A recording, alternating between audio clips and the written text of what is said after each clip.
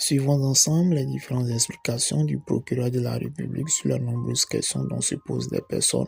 Likez, laissez vos avis dans les commentaires, partagez, activez la cloche de notification, abonnez-vous pour ne rien rater de l'actualité.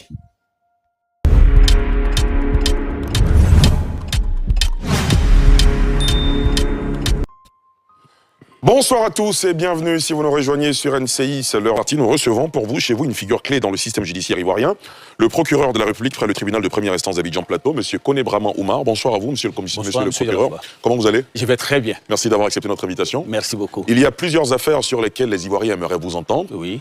Notamment sur la question des dérives langagières sur les réseaux sociaux. Dernièrement, deux personnes ont été épinglées. Une réputée être proche du pouvoir, une réputée être proche de l'opposition. Où on en est aujourd'hui avec ces affaires? Je voudrais vous remercier sincèrement pour cette opportunité que vous m'offrez.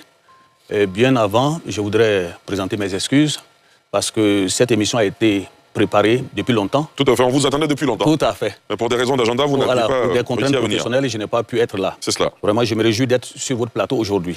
Avant de donner une réponse à votre préoccupation, je voudrais je voudrais vous donner lecture même de l'article 19. Bien sûr. De la Constitution. Hein, c'est ce qui est là. Très bien.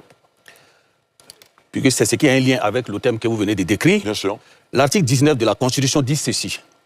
La liberté de pensée et la liberté d'expression, notamment la liberté de conscience, d'opinion philosophique et de convictions religieuses ou de culte, sont garanties à tous.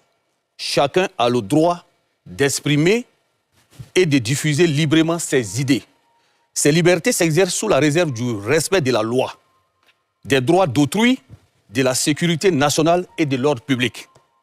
Toute propagande ayant pour but et pour effet de faire prévaloir un groupe social sur un autre ou d'encourager la haine raciale, tribale ou religieuse est interdite. Monsieur Djarassouba, oui. Ici, tout le principe est posé à travers l'article 19 de la Constitution. Il s'agit de la norme supérieure. Et cette constitution a été adoptée par référendum en 2016. Et la liberté d'expression est consacrée à travers cette constitution en son article 19, comme je viens de le dire. C'est cela. Mais je voudrais donc attirer votre attention sur le principe qui a été annoncé, mais particulièrement sur les exceptions. Il dit bien, ces libertés s'exercent sous la réserve du respect de la loi. C'est-à-dire que lorsque vous tenez des propos ou vous faites des diffusions des fausses informations, il faut que ça se fasse en harmonie avec la loi. Lorsque vous tenez des propos haineux, diffamatoires, il faut que ça se fasse avec le respect des droits d'autrui. Lorsque vous tenez des propos haineux, xénophobes, il faut que ça